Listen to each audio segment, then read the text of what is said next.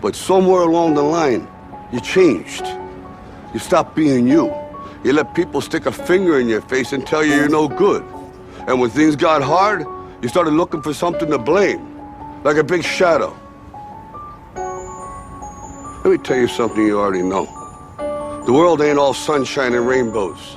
It's a very mean and nasty place, and I don't care how tough you are, it will beat you to your knees and keep you there permanently if you let it. You, me, or nobody is gonna hit as hard as life. But it ain't about how hard you hit. It's about how hard you can get hit and keep moving forward. How much you can take and keep moving forward. Back inside, new episode, Booty and the Beast podcast here, FIHQ. We got to come up with a cool name for the podcast studio. We have a cool name for the gym. I feel like we can just all link it together, can't we? Is this just going to be is the fitness informant headquarters just called the Iron Union now?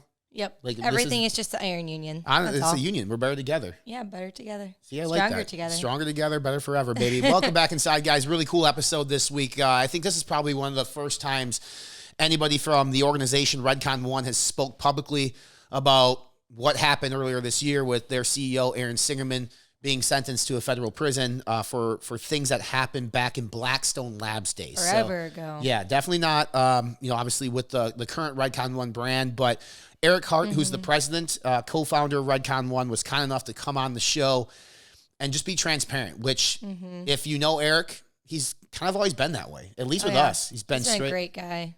And I've always said, I have no issues with anybody at RedCon1 because they've always been good to me and my family.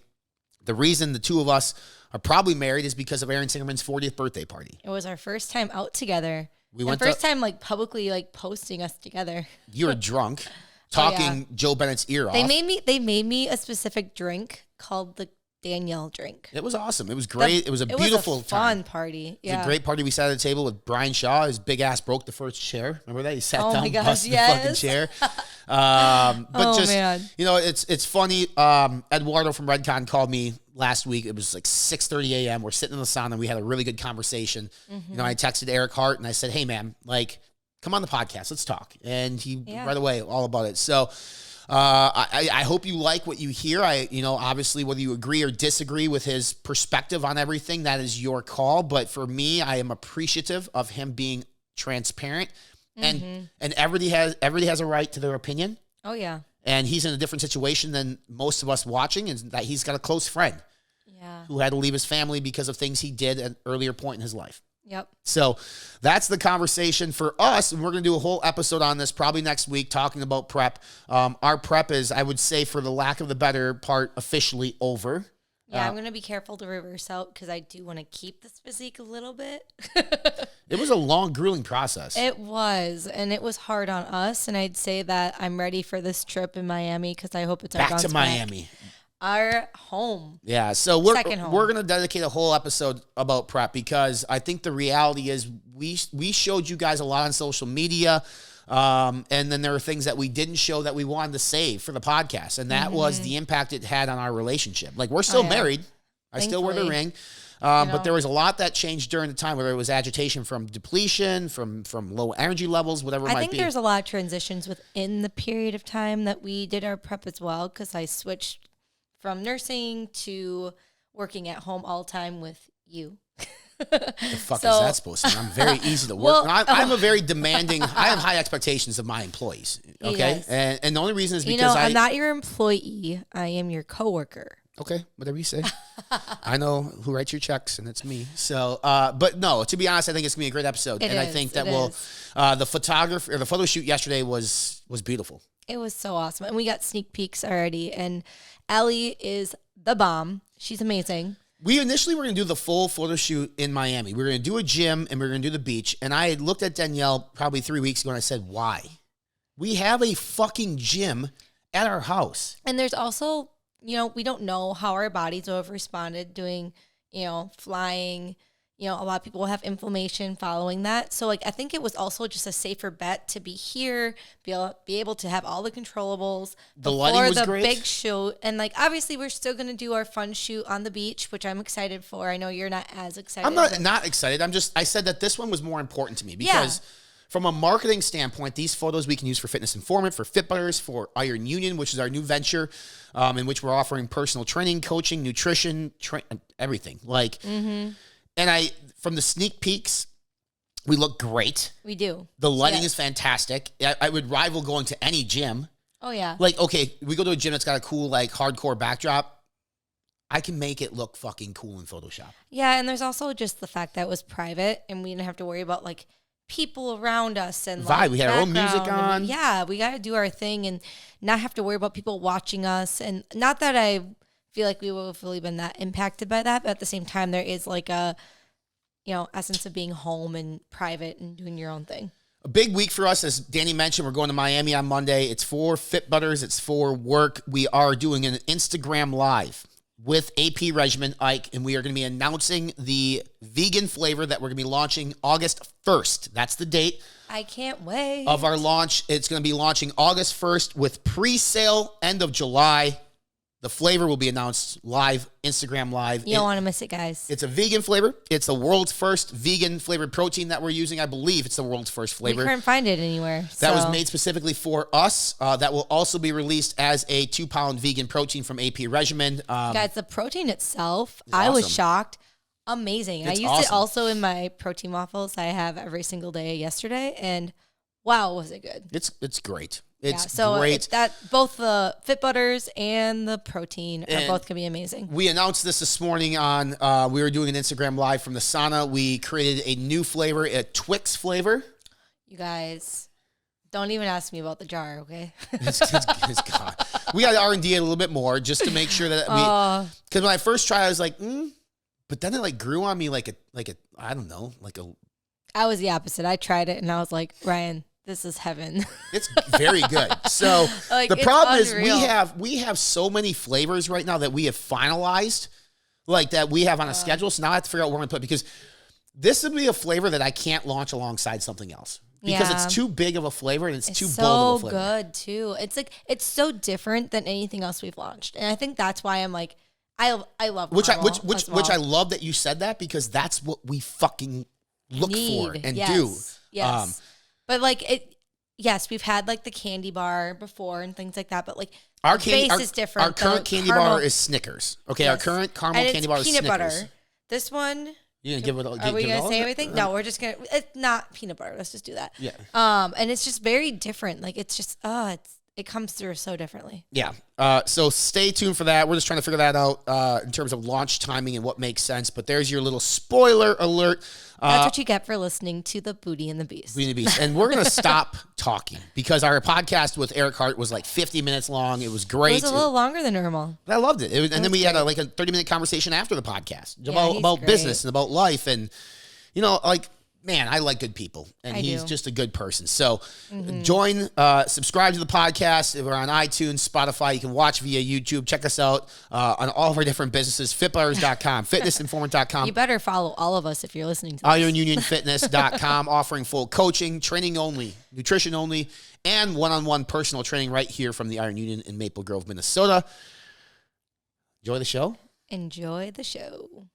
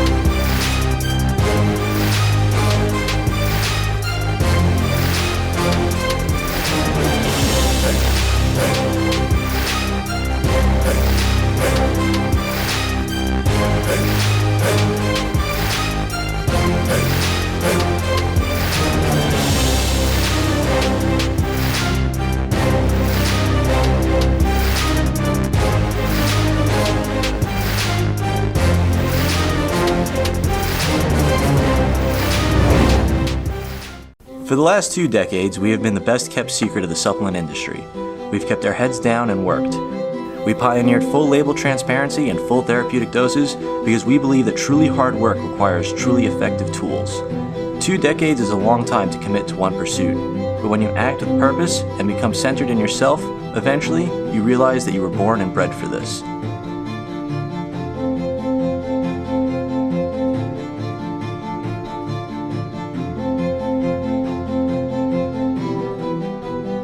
The things you once thought impossible, you now do every day. We don't like the easy way, it just doesn't feel right. We'll take the long, hard road over a shortcut any day. It takes longer, sure, but in the end, you know you earned it. And with the right team behind you, pushing yourself further than you've ever been would be just another afternoon doing what you love most. Adding my product is going to help you get to where you want to be. 5%ers is 5% of the people in the world that are willing to do whatever it takes to reach their goals. Come on, we're talking about business, success, education, willing to do whatever it takes. Whatever it takes. Whatever it takes. Whatever it takes.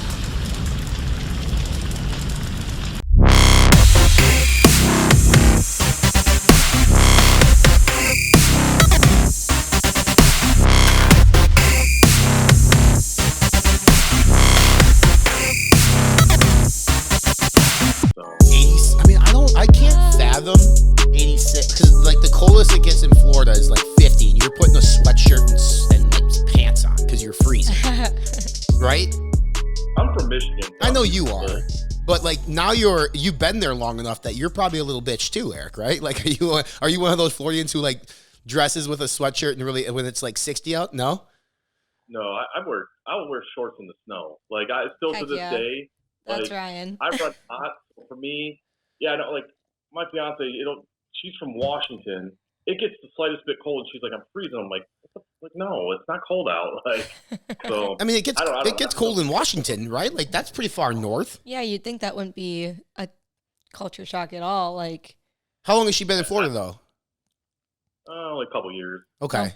All right. Well, I mean, there's that. But for those tuning in watching via YouTube, Eric Hart, RedCon1, a huge history in the sports nutrition world. I've known Eric a long time. He's one of the biggest sweetheart teddy bears in the space, and really excited to have him on.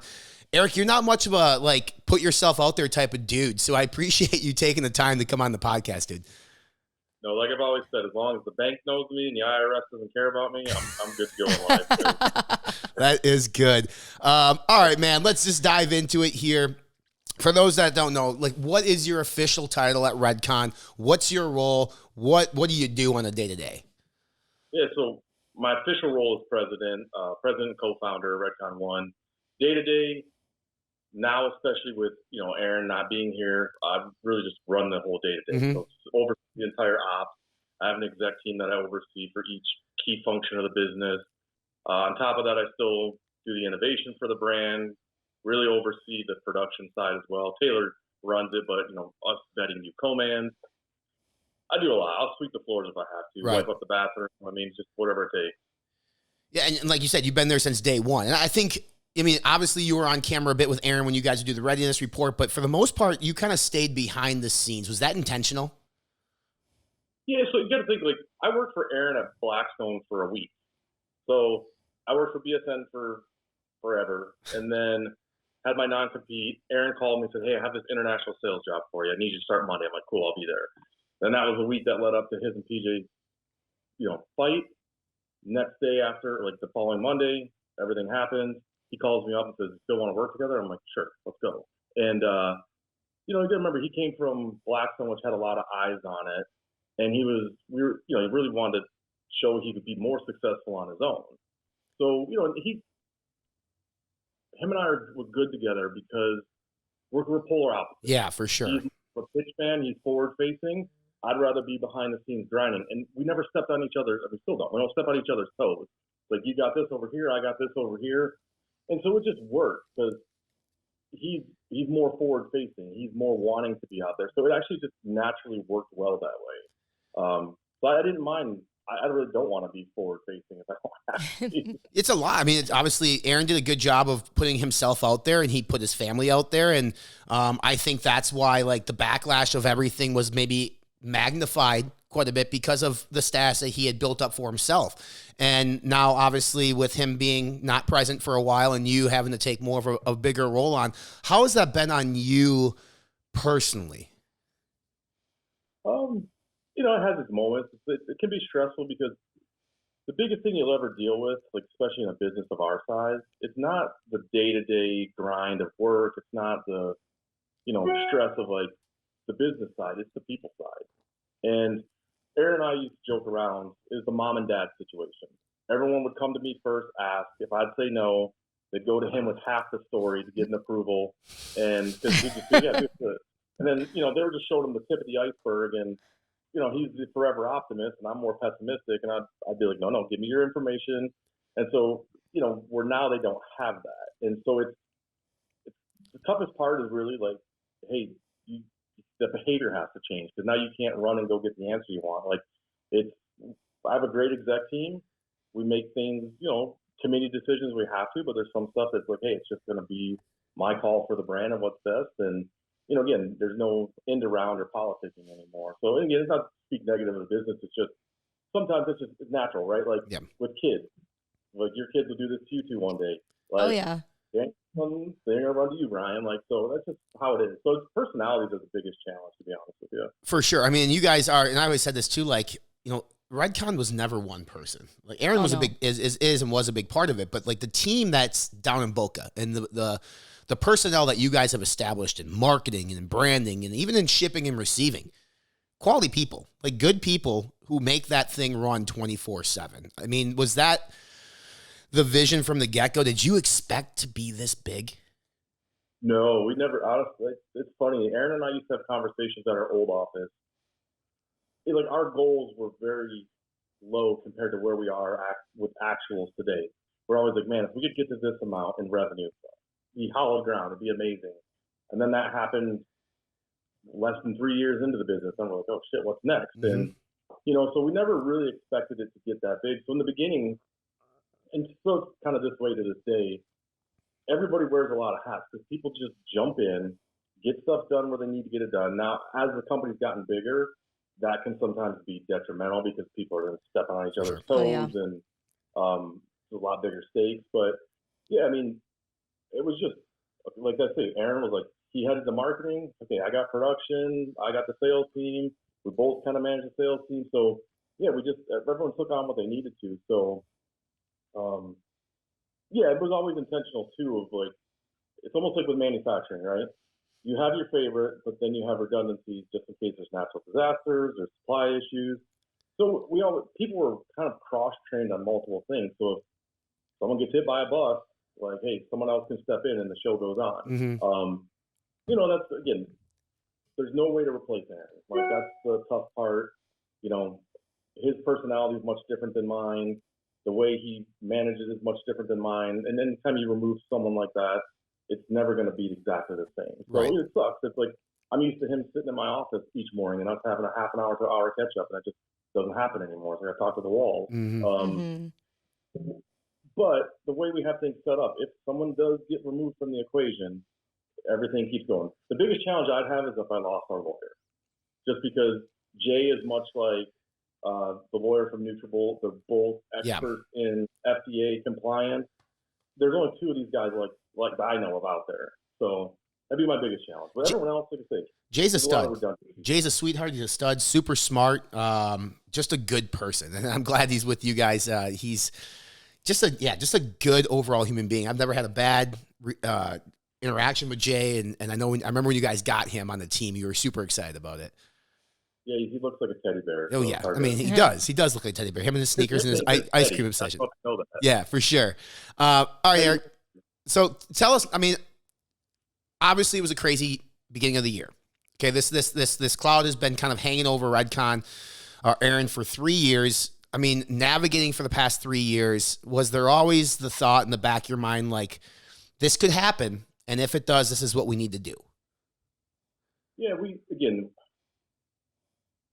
Aaron always had to deal with that personally, right? That's a lot of stress to be under, to always have this thing like over, there's this black cloud looming over you and you don't know what's going to happen. So we talked about it, but I tried to not bring it up too much because that's not on his mind 24 hours a day. Right. But organizationally, yeah, we put people in place. We made sure that our bench players were really strong. We got hired, some key hires that we did to make sure that, hey, more institutionalize the business. So that way, again, if that reality were to happen that we didn't want to have happen, everything would go. And so as it got closer, probably towards the back half of 21, that's when our exec meetings was more, okay, here's how it's going to work moving forward if this is the outcome of it. So yeah, we planned for it.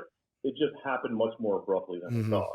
Did you, so I know you spent like a week at Blackstone. Were you privy to any of this prior to coming and working for Aaron and then starting RedCon?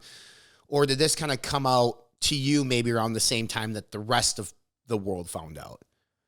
Yeah, I mean, because for me, it was the rest of the world because obviously, once the change happened with DASCA, I mean, they got rid of the majority of their products. So, again, I think it was like an interpretation of that law. I get that that's his business, but I never thought anything of it, to be honest. Sure.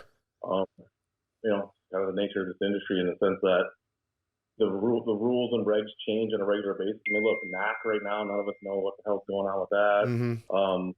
They're arguing for it, against it. So, then like Fenaba, we had that in fade out. Then one day it was just like, oh, can't use it anymore. So, yeah, no, I didn't really have any information. I wasn't worried though either. Right.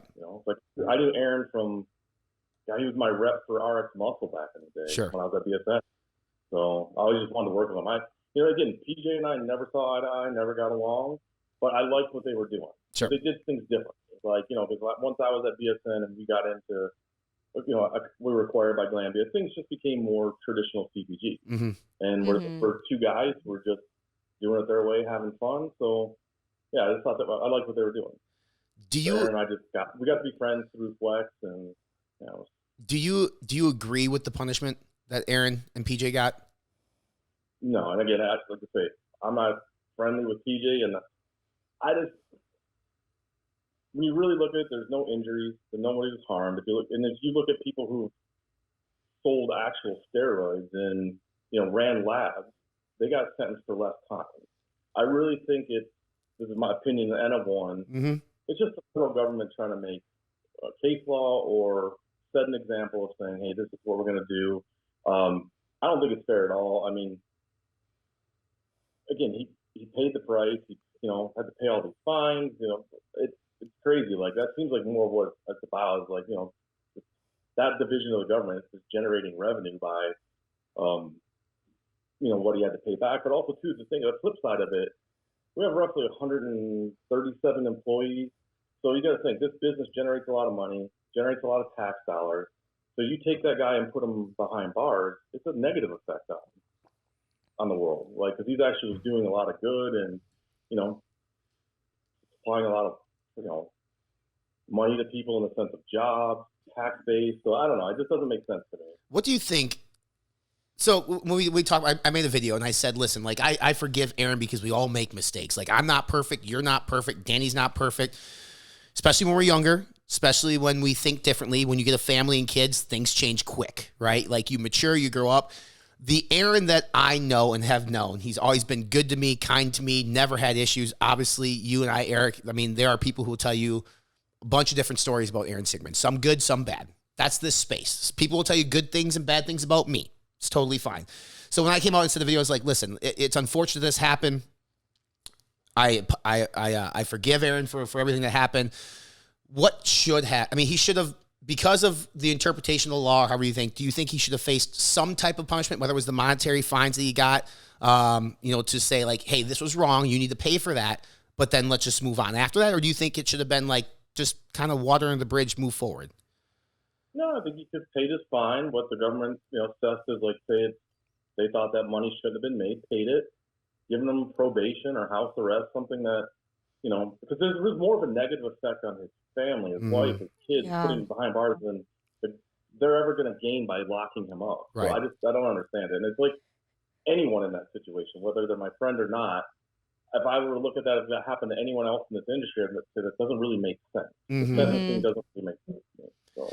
It's not good for the space, right? I don't think anybody was. I wasn't rooting for this to be the cause, and I don't think anybody was. And here's just a full caveat for people watching, listening. Like, we have not worked in a business relationship with RedCon for a couple years, so like, you know, for me, it was not going to be like. I mean, nobody wants a black mark on the space or any negativity coming into the space. And then now you have people being like, okay, can I trust RedCon products? And I know Aaron did a video before he went away talking about this particular subject, and I'll let you talk about it. Can consumers trust RedCon1? Yeah, so that's the thing is, what happened with Blackstone, that's a completely different company. And also, too, people got what they were paying for, what they thought they were getting.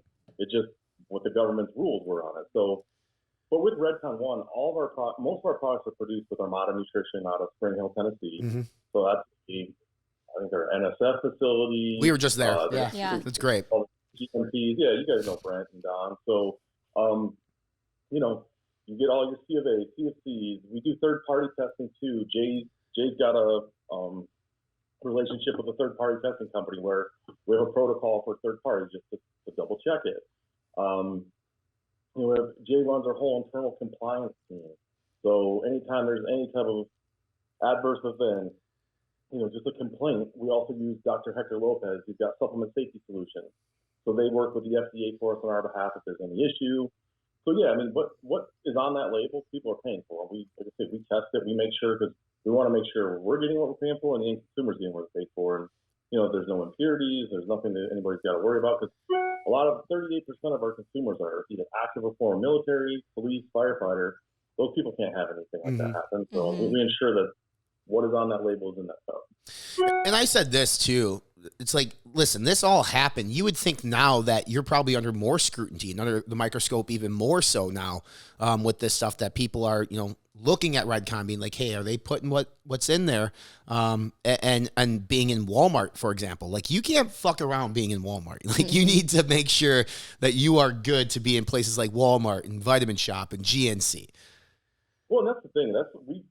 We've taken that stance from the beginning because we always wanted to be as big as possible. We wanted to get in these major retailers. So we knew that, you know, the original version of Total War had DMHA, had area Durancis, and as the landscape and, you know, temperature from the FDA changed on regulations, we're like, you know what, let's get out, let's make it as compliant as possible. Even though they were compliant, we're just like, yeah, things could change, let's just get out ahead of it. And we made sure that the line was as clean as possible and that we were above board because we wanted to get into Vitamin Shop. We would have never gotten to Vitamin Shop if we wouldn't have done that. GNC, Walmart, you know, all this, that whole cascade effect. So again, we knew we'd be under the microscope, and we wanted to make sure that we were always above board. Because yeah, you get into Walmart and have a problem, that's a whole other issue. Oh yeah. What was that conversation after everything went down with the investment company that you guys made a deal with? Was it 2 years ago? Walmart, Shop. I mean, what were those conversations like for you guys? They're all like, obviously the minority investment partner we got, they you know, in the diligence of it, obviously knew the situation and planned for it. So that was already taken care of because it had nothing to do with RedCon, and that's kind of the message they put out there. But Vitamin Shop, GNC, Walmart, everyone called and said, hey, just let Aaron know, you know, we support him. We're behind the brand. No customer ever said like, hey, yeah, you know, it's a reputational risk. Can't work with you guys. Everyone showed the support. I mean, I think Vitamin Shop really got behind the brand after. So I don't really have any negatives. Obviously, there's an interesting thing within like the personalities of the industry. And sometimes it happens within companies too. Like this industry is small, right? Yeah. Like in the grand scheme of things, it's a lot of money, but very small. And a lot of personalities, a lot of egos. And people would rather see you trip and fall because they think they're going to get a step ahead of you instead of just being brothers in arms and being like, help carry someone if they're falling. I've seen it time and time again too much of people kind of do pray for someone's downfall. I don't get it. It only hurts 100%. Everybody in this industry. I've seen it time and time again of people get like USP Labs. That wasn't good for the industry. Nope. You know, did Jacob at the time know what he was selling would be made illegal? No. Like people wanted it, they bought it. You know, so I don't know. I don't that's one thing about this industry. It's always kind of a little bit of the gym culture, I think, right? Yeah, I think you're right, man. Nobody roots for people's success, right? It's just to your point, like you're hoping they fail so you could potentially step over them and take their place. And it's fucking weird. I want this whole industry to come up, but it's part of the gym culture, right? You see someone that's bigger than you, it's like, oh, it's steroids. It's like, no, maybe they train harder, eat more. I think it's the same mentality carries through to this space sometimes, and it's unfortunate because it's small, man. Like I've been in this space a long time, and I've seen people come and go from this brand to that brand, and it's easy to burn a bridge because it's not a big space. So I don't know. I just wish people were there was more camaraderie and like helping each other. That's something like for Aaron and I. Like when I was at BSN, you weren't allowed to be friends with people from another brand. That's like, unreal. Right? Yeah. So when I first met Flex, he was with Gaspari. Mm-hmm. And we were at FIBO one year. Him, Kevin Hort, and myself sat down for a meal, and Rich saw him with us and was like, "You can't, don't be in friends with them." And so it's like, that's just the way the space was. And then with Aaron and I, it was always like, hey, if we know someone, they're friends with us, yeah, we'll help them out. We'll give them account information. I mean, there's a lot of brands where they've come into the office and we just shared information. So again, the branding is what makes things unique. Everybody's playing with the same toolkit for the most part. You can only formulate this much. And it's really the marketing and the branding. And, it's the thing. We don't mind helping people because, again, if we can grow the space and legitimize it and institutionalize it more, everybody's benefited. Yeah, I mean, yeah, so true.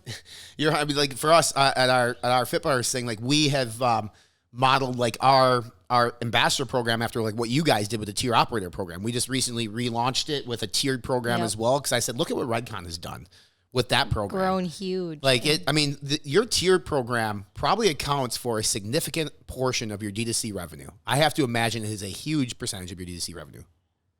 Yeah, it is. I mean, and it's amazing that we look at it as like a micro influencer, right? Yep. Like, you go to the gym, you may not be big on social. I don't like social media. I'm not a big fan of it. Like, I don't need the world to validate is my life real or not. But right. You have these people who everyone's got a sphere of influence. Like you guys have a sphere of influence. So if you were to go to the gym regularly, and there's certain people you talk to, like if it's something you love, you're gonna talk to them about it. It's gonna influence. So that's really where that program came from. And also too, in the beginning when the brand started, the number of people that reached out to us said, "Hey, I want to be a part of it. I want to be a part of it." And Aaron was like, "Oh, we don't have any spots," because again, everyone wanted to be an athlete. And our only athlete in the beginning was Dallas, Matt Jansen, Joe Bennett, who's still on board. But we didn't have a space, and then sometimes it would turn into "fuck you." Yeah. Like Aaron would be like, "Oh, sorry, unfortunately, we don't have a space," and then he'd get told off.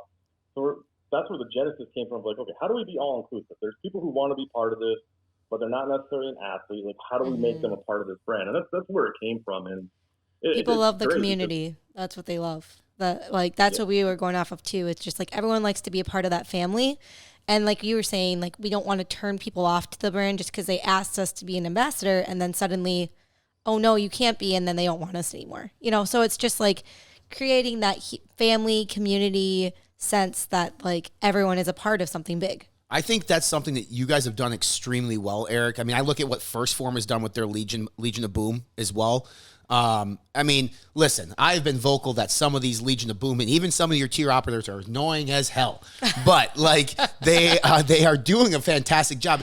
A community of culture, and they feel like they're part of something. They feel like when they explain what they do for a living, they don't say that they're a tier operator. They say they work for RedCon. They do. Like that's how they feel. We've met multiple people. Yeah, so that's what I'll go on LinkedIn and I see like this, someone's like, "Oh, sales representative for RedCon1," or I'm in the airport or somewhere and they're like, "Oh, hey, my son works for you." And it's like, "Oh, okay, what's their name?"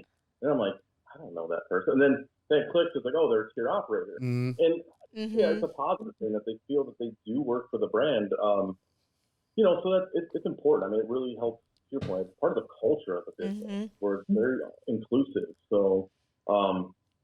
Something that's one of the things we did right. Obviously, it's had its, ups and downs along the way because the program's changed a little bit here and there. People have changed. So, but yeah, I mean, it's just one of those things we're always looking at to constantly improve and revamp and make sure it's like try to make it best in class. So that way, it's just obviously other people come out with similar programs, you know, and they're going to see what we do, see where maybe we made mistakes, do it better.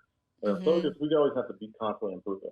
Marketing wise, RedCon1, I think, is almost untouchable. I mean, it's been something since day one. You guys went in. I mean, the story behind the name and the high state of readiness and kind of aligning yourself with that military feel. Like every product that you come out with has a military name to it. And now you're very closely aligned more with the military, with having like Rob Wilkins on board and just a bunch of people involved within the U.S. military. I mean, do you feel that you're more of a supplement company or a marketing company? It's a weird mix of both, right? Mm-hmm. I think that's what you're seeing now in this space. The companies that are most successful are really marketing companies. And brands I'll mention, I don't mention this out of negative. I think it's positive. I think they're doing well. Like Alani Nu, that's a marketing. Rise, Nick and TJ have done a good job. That's a marketing machine. So, Fucked Up. Yeah. You know, they're a marketing company. So, and then their widget is a supplement. Where Aaron and I we're supplement guys. We're gym goers, wannabe bodybuilders.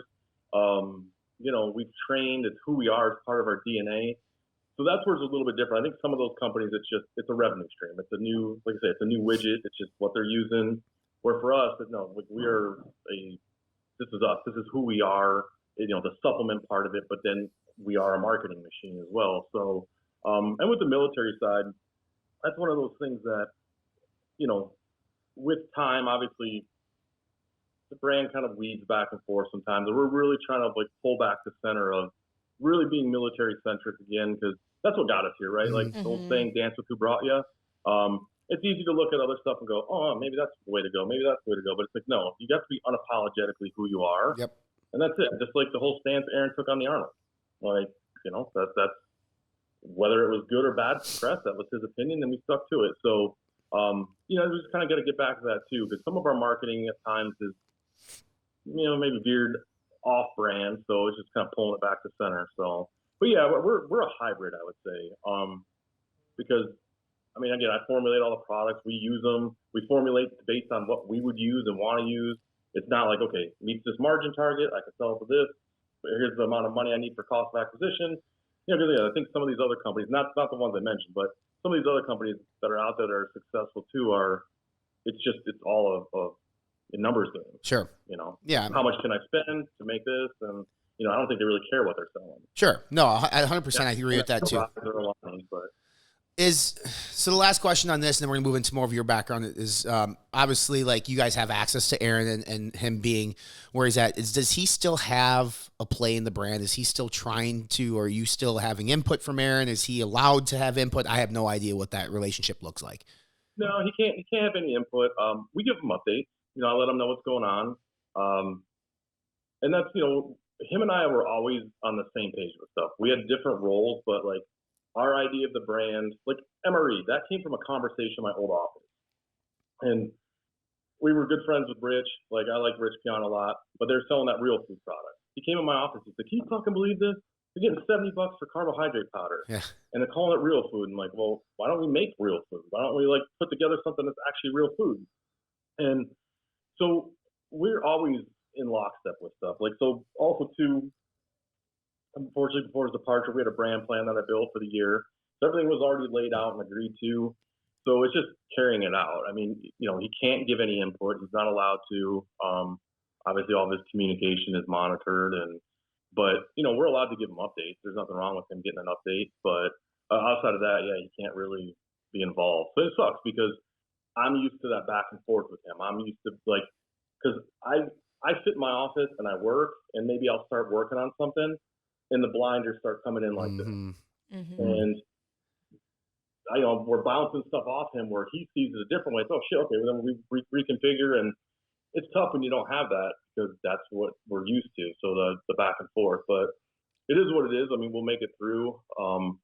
But yeah, that's the toughest part because you can't replace that. Right. Yeah.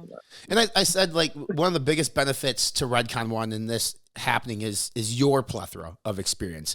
I know we talked earlier about BSN. Now, this is like the OG BSN, the BSN that revolutionized a category that people now flock to release products in the pre-workout category with No Explode. Talk to us about that. Talk to us about the first iteration of No Explode and the impact it had on creating a category within this space. Yeah, so I guess I'll start. Like I originally got into BSN because I used to go to the Arnold in Olympia just because living in Michigan, I could drive to the Arnold. Yep. I used to go to the Olympia because I would work for Powerhouse gyms for 7 years. So Okay. I go out to the yearly conventions and get to the Olympia. And I was at the Olympia one year and I saw BSN had a booth. I started talking to them and it's like, and NO Explode hadn't existed yet. Right.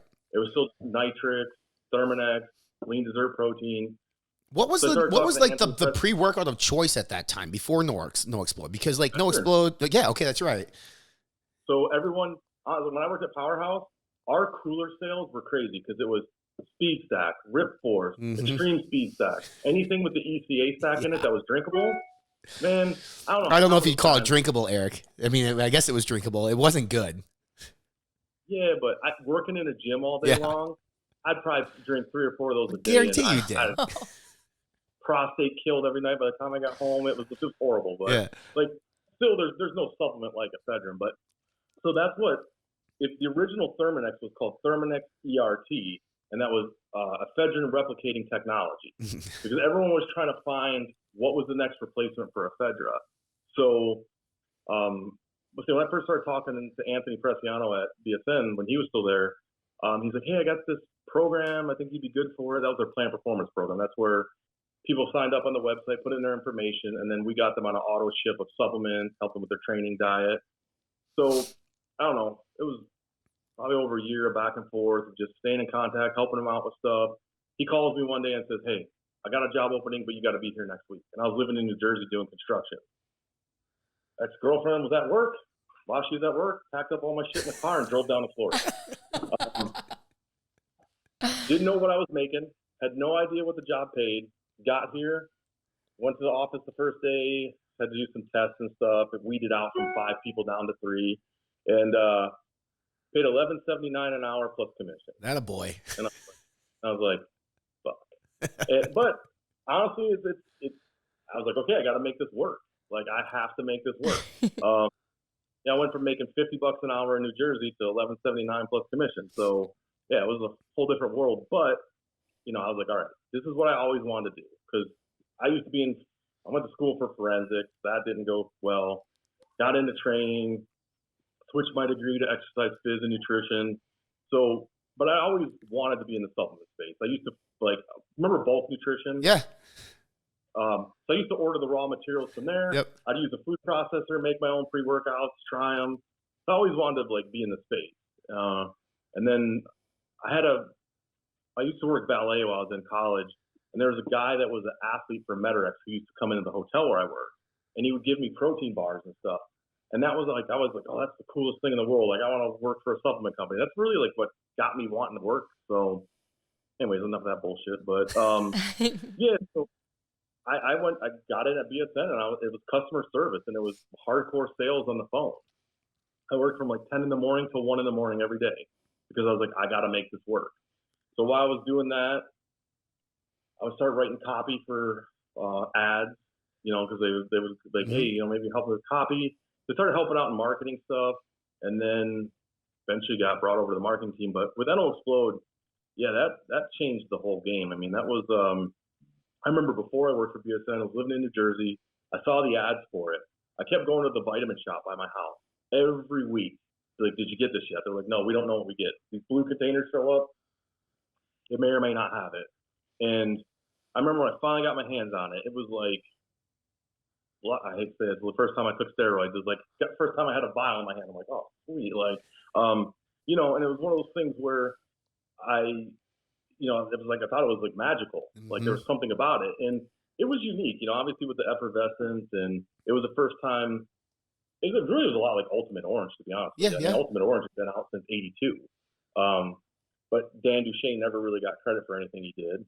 But yeah, so it was really a lot like Ultimate Orange, but I mean, that hit you. I don't know if the original batches were hot batch or what, but probably. We used to joke around in the office. The sample packs were 2.5 scoops, those old black packs. Mm-hmm. Things would rock you. I mean, there was no way you couldn't get a good workout. Like, Right. you get that tunnel vision going, and it was like, that was it. And obviously that's what the brand got known for, right? And we used that to launch and grow Synta 6. But obviously, you know, when you're the category captain for a long time, someone's going to come gunning for you. Yeah. Mm-hmm. And then that was in the form of Jack 3D. Yeah, USP came hard with the microdosing. Yeah, listen, I'll give him credit. Like, Jacob did a good job of telling people, like, hey, this big scoop, it's got a bunch of stuff you don't need. This little one has everything you need, and that's it. And it hit you. Like, yeah, what was in Jack 3D again, Eric? That hit so hard. It was just DMA, really. Yeah. I mean, DMA, Schizandra berry, there was like, what, 6 ingredients total. You felt like you were cracked out. I mean, it hit hard, and most people like me would take 2 scoops of it because I thought I was hardcore, and you didn't fucking need 2 scoops of Jack 3D. No, my old roommate used to take 3, and I'm like, are you nuts? Like, oh my God. I don't think like 15 minutes into the workout, and I was already starting to like my adrenals were fried. What happened to sales of No Explode when USP came out with Jack? I mean, because you guys were category leader, and it got pretty equal pretty quick, didn't it? Oh yeah, and they ended up surpassing us. Right. I remember one year was like we did like 70 million in No Explode, and then we'd seen that Jack had, I think we've done higher in the past, but Jack had done like 100 million that year. That's so crazy. With that product. So, or USP did 100 million with Jack.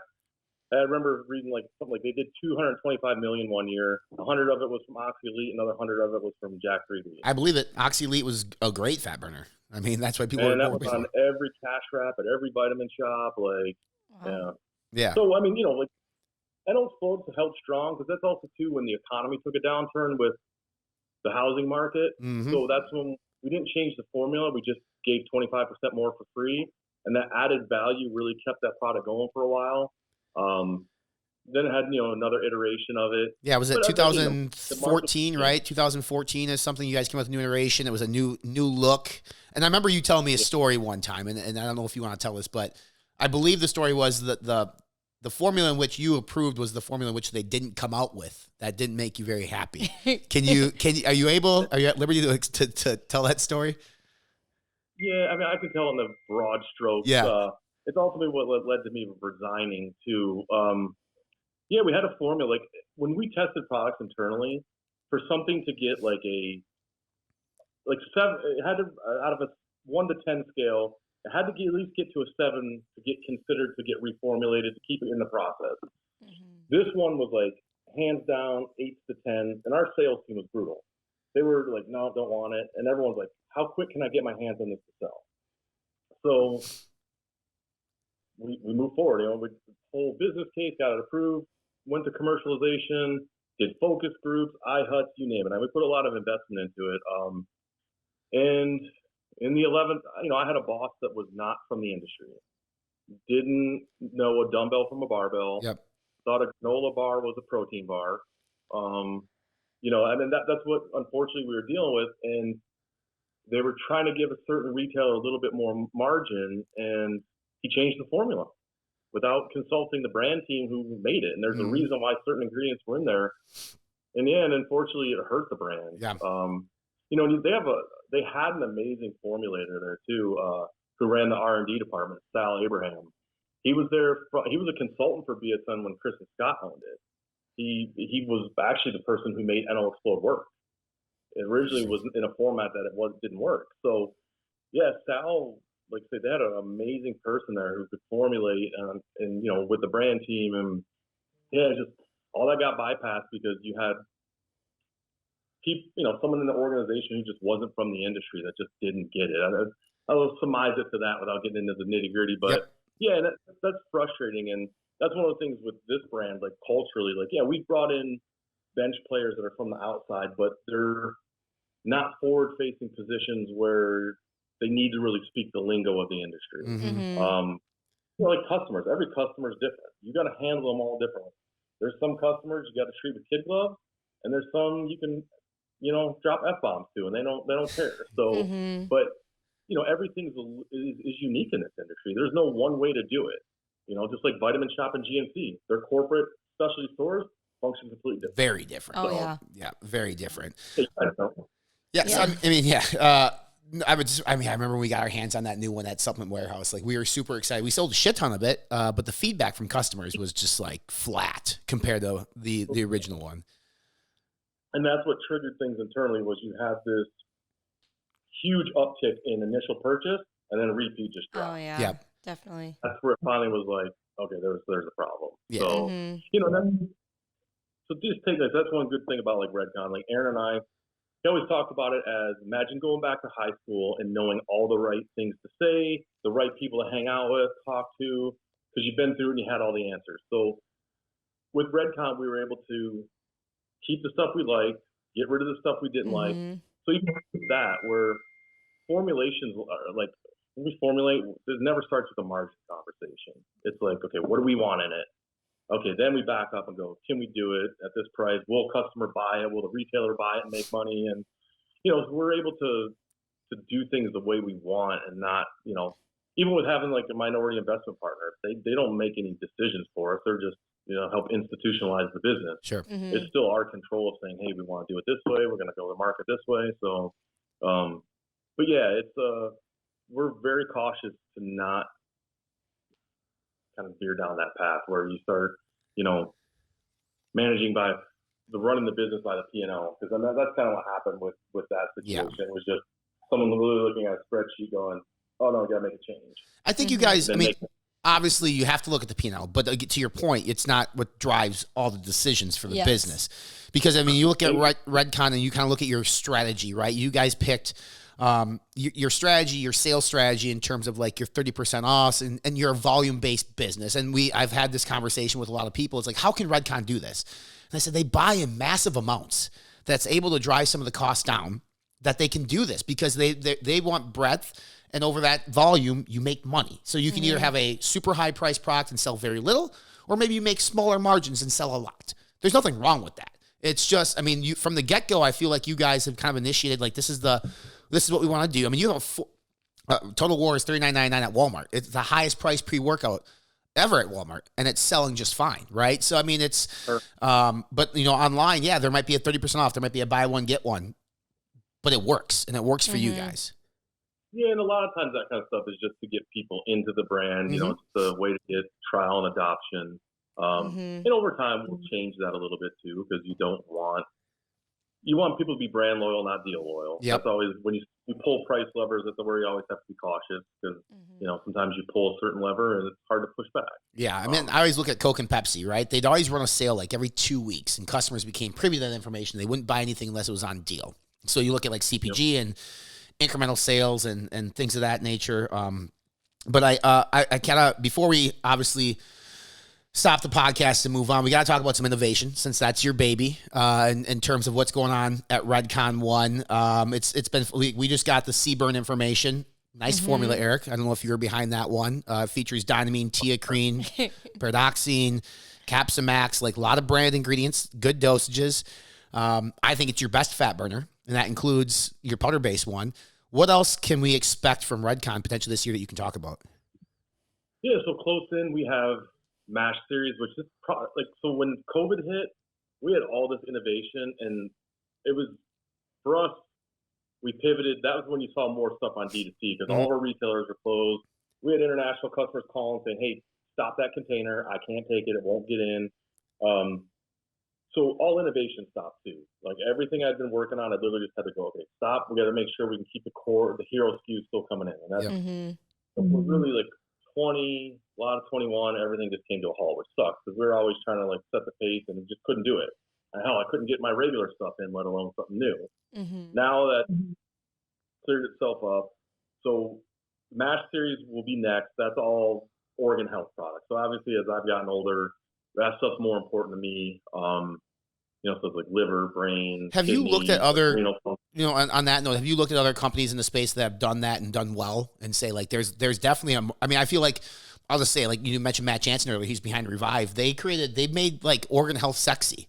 And I look at what Revive did and I'm like, thank you, because now you guys and other brands are doing it too, because I think more options, the better. And it also is educating the customer, like, there's more to health than pre-workouts and proteins. Like, you need to take care of your prostate, people, and your liver and your kidney.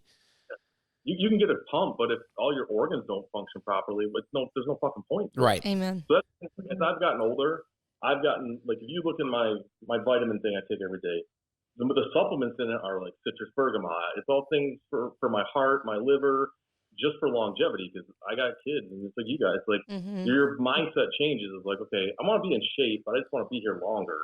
I'm never going to step on stage, never wanted to. So the MASH series, Big Noise RTD, our Total War RTD, which is funny, that's like a side project I worked on. Aaron's like, I don't know, people are going to buy a pre-workout, everyone buys canned energy. And we launched it, and it's been wildly successful. But the feedback we get is there's a lot of people who train at night or people who are just stim sensitive, and they love Big Noise. So we're doing a Big Noise RTD, a little bit different formula, but all pump, no stim, neuro. That comes out July. I'm trying to think other. Are you guys gonna do energy? Yeah, we are. So canned energy is it's something that, I'll be honest, we're late to the dance on. Sure. Because Aaron and I, for a long period of time, were like, man, such a proliferation of canned. Remember, canned energy seemed like it was dying down for a while. There was a point where everybody had canned energy, and then it just kind of like died down, and then you just had your Monsters of the world, Bang, Reign, and that was it. Then there was this like second wave of all these proliferation of energy drinks, and now everybody's got it. I mean, so I almost feel like, we're at a point where, okay, we have a built-in consumer base that wants that product from our brand, and right now they're buying it from somewhere else. So listen, even if we're not going to be a Monster, we're not going to be a Bang, we're not going to be a Reign, but if we can serve an energy drink that's done our way to our core consumer and maybe get a little bit out wider, that's success for us. I mean, for sure. Because we want to, like, say, we got our tier operators walking around with Monsters and Bangs in their hand. I'd rather be RedCon1 Energy. Yep. So. Yeah. Amen. So I mean, we got the MASH series, we got RTD coming. Any reformulations of Total War, anything on that nature? We staying steady. No, we're just. I mean, obviously that product's doing well. Why disrupt the apple cart? One thing we have been looking at, and I think I saw a post by you as well. These fully loaded pre-workouts that are coming out. This proliferation in the space of like Godzilla, Jim Pre-X, Cage Delete, C4 Dynasty. Yep. Lit as fuck. Ghost now is doing a loaded one. It's interesting, right? Because we talked about NL Explode being more, complete, I guess. Yep. Then you went to Jack, and then C4 was king. And then when we came out with Total War, that became kind of the new standard for formulations of pre-workout with 6 grams of citrulline, 3.2 of beta-alanine, and now you have these monster pre-workouts. That's a subcategory, right? Because there's only so many people that are going to spend 100%. That much money, yeah. $99 to $79.99 a pre-workout, but there is a market for it. So we're definitely looking at it. I'm still curious, who's the consumer that's buying that? Yeah, we did, like I said, we were at Armada 2 weeks ago, and what we did was an exercise to pretty much illustrate to the consumer what it actually costs to make a pre-workout, because I don't think consumers understand, right? And so the pre-workout that we posted about, 6 grams of citrulline, 2 grams of nitrates, 5 grams of creatine, which was probably half the fucking formula cost. Actually, like from a 30-serve standpoint, our landed cost on that formula, if we produced it, was like $28, which is why we said this would retail for $79.99 for a 30-serve. And the idea was, like, as a consumer, understand, like, there's the raw ingredients, then there's the tub, then there's the label, then there's the freight, then there's the lights, then there's the heat. I mean, that's what we try to get consumers to understand. Like, this is why you're paying a margin on these products, because you have to pay a plethora of other things on top of just the raw goods in that product. Well, yeah, and even on the raw material side, things that people don't see is like the flavoring cost. Oh, yeah. Like, the flavor product. So, okay, it makes maybe 5 cents a serving. Now times that by 30. Now you got $1.50 in that formula just to flavor it. Yep. And then if you can use the bitter master, and then this, and then the desiccant packs to go in there, so there's a clump, the seal. To your point, then there's all the overhead that nobody factors into it because it just doesn't end up in a tub for free. The tolling cost of that. So yeah, it is expensive, and I'd hate to be in Brent's shoes as a manufacturer right now. Like, I talk to him on a regular basis, and I would not want to be that man for anything. Like, dealing with all the issues with containers and everything coming out of different countries where it's all delayed. You can't get labor because it pays more on unemployment or Amazon than to come in and work on a production line. every time you turn around, costs just keep going up, and then you got to tell your customer like, hey, citrulline's now another $3 a kilo, and I mean, sucralose went from I think like 14 or 16 bucks a kilo up to like 84. That's at everything. Which is the number one sweetener in our space, correct? Yeah. Yeah, and so for us, I mean, we didn't take a price increase forever. We just bought up heavy on volume, and we're like, all right, let's try to pass it on as long as we can, and not increase prices to the end consumer or retailer. So we as a company, we lost profits over like the last 7-8 months, probably longer, just because we're like, hey, let's hold steady. Let's not, try to not pass it on until we absolutely had to, because man, it was rough. Like shipping containers, $3,000 to $30,000. I mean, it's just nuts. Yeah, 100%, man. Well, listen, dude, I want to thank you for your transparency. I know, like, it's not the most fun to talk about some of this stuff, but I think hopefully if you guys were watching or listening, like it gives you some insight to what's going on. And like I said, Eric's always been a friend of mine. I've always been treated well from you guys, and that includes Aaron, and that includes Eduardo. Like, I don't have a bad thing to say. I mean, that's how we met. It's the reason why we're married. Was Aaron's 40th birthday? Yeah, our right? first like big trip together was going down for RedCon for Aaron's birthday. So. But and I also want to say, man, from a personal standpoint, it's great to see you smile and see you happy, because I mean, you and I went through very similar stuff in life, and it's good to see you in a good spot. So. And I got kicked in the dick repeatedly on that, so I'm still getting kicked in the dick repeatedly on that. No, but don't worry. I don't think it ever stops, man. No. And again, my biggest thing is my focus is always this place, my kids. Like, it's just you realize that because one day all this stuff will be over, and it's like, what legacy do you build? And and that's like with Aaron. That's all he's trying to do is build a legacy for his kids. And I think people don't see that, because they'll see maybe like things. But that's really all he's doing, is just trying to build a legacy for his kids, like all of us. We just want to leave something behind for our kids that's better than what we had. Yeah. And you're right, man. Like, it literally could all be gone today, tomorrow. We don't know when our time's going to be called. Like, anything can happen. So I appreciate you, my friend. I appreciate you guys having me. Anytime you guys want to talk shop, get on. I'm good to go. Awesome.